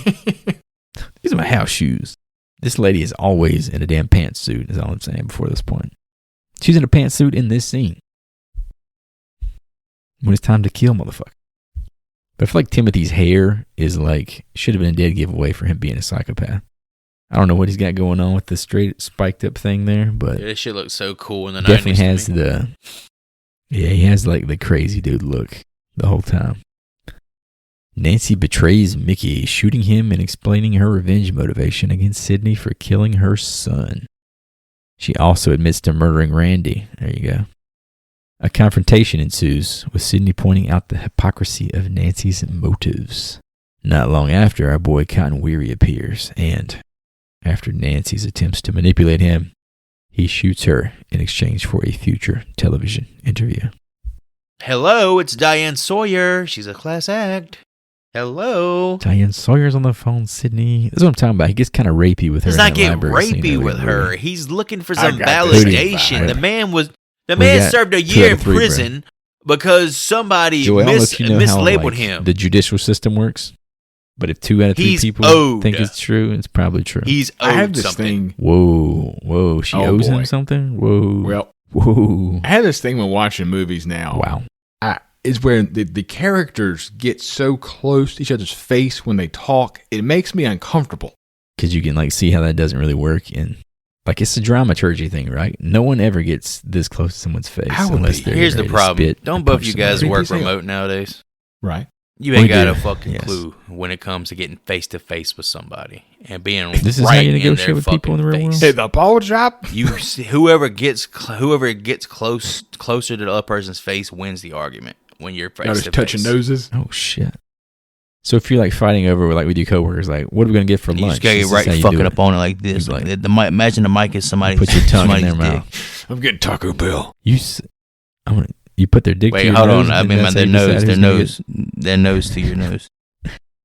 You But rub if it you with your touch nose their and then nose, you this. lose. So you gotta get as close as you can, till you feel like the little hairs, and then you gotta back I off. think I just lose all the time then. I'm okay. Yeah, I'm just gonna bow down. Was it like in Planet of the Apes where you hold out your hand and you let the king ape just rub your hand Yeah, on yours? that means he I'm forgives bowing you. down. I'm submissive.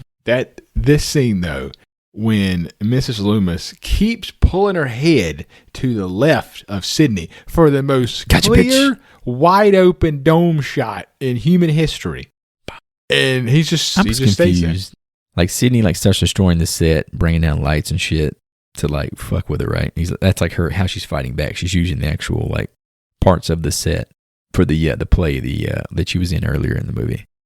And then she finally like they managed to knock her out by knocking over A which bunch of has to be fucking styrofoam fucking bricks. bricks. Yeah. They've already told you it's styrofoam. There's no way those were like more than a pound a piece. They- And she like goes like, Oh my god, I got 7 of them on me. Yeah, I Oh, can take a shit. grown man and But she throw can him around a fucking- fucking van like I'm a goddamn Exactly. gorilla. A grown pimp. She could slit Randy's fucking sexy pimp throat like it's nothing. Just one of those physics moments, you know? Fucking physics. But yeah, again, like I said with Cotton, he comes in like a totally different person in this scene. He's not quite the rapey guy anymore. He's like, all right, I'm the level-headed, like he's fucking John Wick in it. It's like 5 different people act like John Wick in this fucking movie. He's even holding the gun correctly. Like, oh, hold on, bitch. And he thinks about shooting Sydney at one point. His eyes have no life in this scene. Like his whole face is Creepy, just like right? lifeless. He seems like a serial killer in this scene. All right, let's wrap this bad boy up. As Sydney Cotton and a recovering Gale, I didn't mention the fact that she got shot. She got gut shot along the way, accidentally. As Mickey was being shot, Again. he somehow popped one off He just, into Gail's sternum. she said, 2 birds, 1 stone. Yeah, it was like random. Didn't really have any effect on anything, but Gale's off the board, I guess, is what it was. But as the three of them look over Nancy's body, Mickey suddenly resurfaces but is quickly shot to death by Gail and Sidney. Sidney ensures Nancy's death with a final shot to the head. When the police arrive, you know it, Dewey is discovered to still be alive, and Gail chooses to ride with him in the ambulance. Sidney soon after directs the media attention to Cotton, removing the spotlight from herself. And so ends 1997's Scream Part 2. Any notes on the finale? You good with that? I think we've talked it to death. We got a live one over All's here. well that ends well. It really pissed me off. It really pissed me off, man. That Dewey was the one there? Yeah. Come on, Because bro. his death scene was perfect. They played it for like real. You felt that one, right? It was the most emotional death in the movie. Yeah, I did. And it wasn't a death. I'm sitting there watching. I'm like, how in the hell was he in the sixth one or fifth one? Whichever one it was. Because I don't remember the third one either. Maybe I'm misremembering shit. Yeah. So, yeah, it's a little annoying. Again, it's, dude just keeps dying, apparently. Any notes, Joy? You got any feedback on that finale there? I mean, Did you like the last helicopter Sydney's shot? mama, the Woodsboro whore. Damn. If she hadn't This been poor so lady fucking had sex with trifling like 5 men. out here doing the thing and breaking up families, none of this would have happened. She took She my probably had husband. sex with like 3 men in her life, and that's all they talk about for like It 10 always movies. goes back to Maureen Prescott, just being a whore.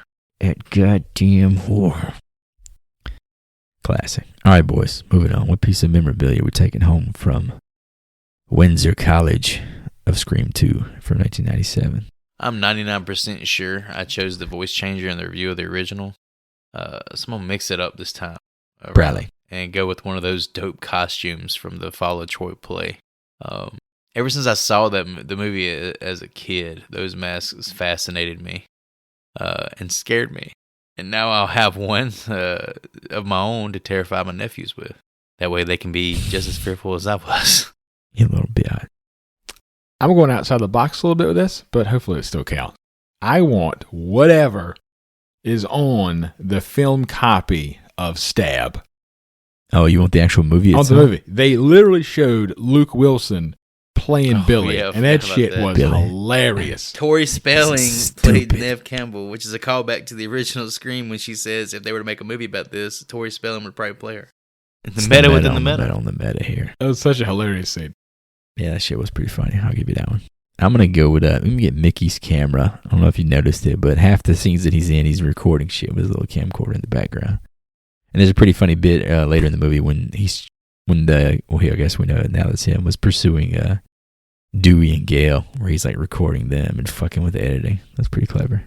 I'm just curious, like, what footage we didn't see that sick fucker recorded, given that we know he's a complete psychopath. Zoomed in picture of Sarah Just Michelle video of him Gellar's doing feet on the homework and couch. shit.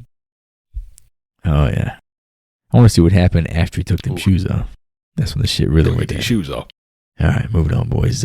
Grade books out. It's time to be professors. Let's give some letter grades to Wes Craven here for Scream Part 2.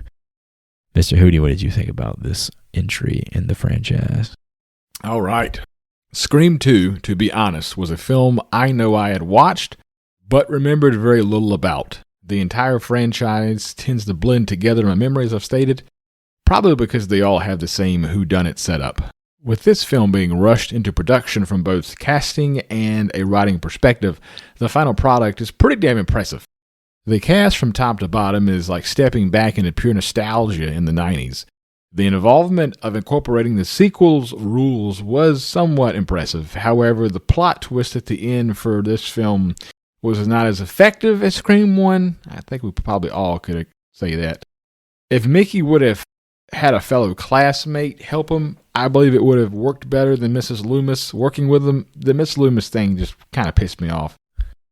And with all that being said, I give Scream 2 a C+. All right, Mr. Nasty, what did you think? So yeah, I got some bullet points to throw out there, and this is all in regards to the movie we're talking about, Scream 2 from 1997. Correct. It's just the right balance of horror and suspense.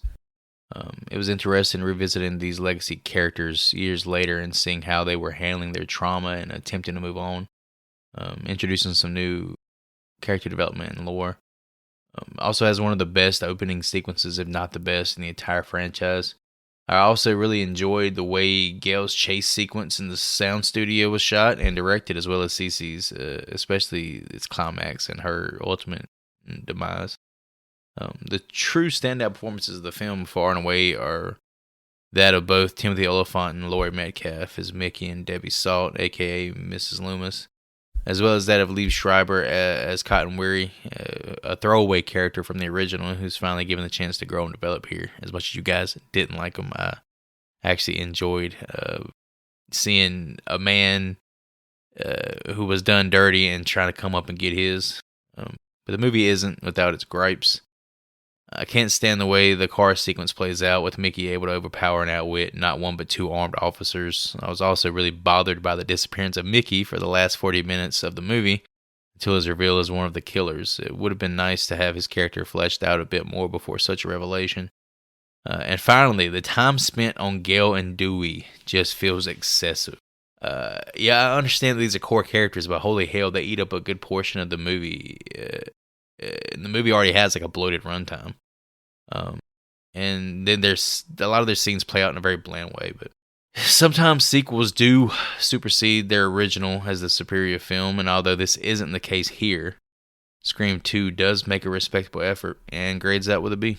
All right, Scream 2, which is Wes Craven's Super Rush production sequel that somehow doesn't totally suck. Nev Campbell and the crew are back, and while it doesn't hit the meta genius of the original, it still slices up the slasher sequel rulebook with some wit. The kills are not nearly as banging as I had recalled, but they do have more bite than your average horror movie follow-up, mostly due to something few horror sequels have, an actual increase of production value. The cheeky self-awareness is back with some genuine tension, and enough red herrings to at least make the game of Guess Who fun. For me, Mr. Craven gets a B- for his work here. This is a decent rewatch, especially to scratch that 90s horror nerd itch and to say goodbye to Jamie Kennedy's goatee. Speaking of terrible hairstyles, did you guys see or catch the Matt Lillard cameo? Yeah, he's in during the I think it's either the sorority party or the frat party. You can see him in the background with like some fucking crazy wig icy or some ass shit tips, boy. Like icy tips, man. Looking like shit. That might be worth the Google. Google image go back search and check it out. It's like 30-some minutes into the movie. I think he's confirmed to be in the next Scream 7. Yeah, I think he's one of the big in what capacity? I have no idea. Castings, like newsworthy casting. Yeah, I don't know how that works out. Again, it's a Swiss cheese of a franchise at this point for me. So we got some holes to fill before we get there, boys. All right, we're going to a Mater meter game here. If you're new to the show, we try to guess the audience score on Rotten Tomatoes for said movie. If we are within 5 points, we get to choose what to watch next. Otherwise, we are assigned something randomly from the internet. So recapping our scores, Low Man Joy thought this would sit at a 55, Hootie a 65. I said an 80%. The actual score is a 58% on Rotten Tomatoes. Suck it. Oh boy. Which is nuts. Did you say this was the highest critically received one? Oh, You saw that? That's nuts, bro. It deserves better than that. Audience, not so much, apparently. They didn't like that reheated bullshit. So, Joseph, you're within 5 points. Just an alert to everybody, this is our 99th episode that Joy is about to reveal. That's a lot of Alert, fucking alert, pressure alert. you're putting on me. We're getting I close decided to the triple to go digits, the boys. route of exploring a director who we all have talked about before, but I don't think a lot of us, or either of us, the three of us, has ever really explored his catalog of works, even though we're very familiar with him as a director. With that said, I want to check out David Cronenberg's 1983 cult classic Videodrome with the James Woods. Oh, we're going Is this back. a James Going Woods back joint? to the James Woods. I've never seen this. Yeah. See, I don't think any of This us is have ever probably like seen one it. of the. This is one of those like being a self-proclaimed film buff, something I should probably have seen before now. Kind of embarrassing to admit that I have not. Cronenberg is Hell The yeah, Fly, right? he's, Body He horror. is the Body Fly horror guy. guy. He invented body horror. Dicks essentially, falling at least off, as we know it today. eyelids burning. All right, we're going to hop on YouTube to watch the official trailer for Videodrome from 1983. If you want to do so, you can watch along on our YouTube channel to catch our reactions there. Elsewise, we will be back here with you in a few short moments.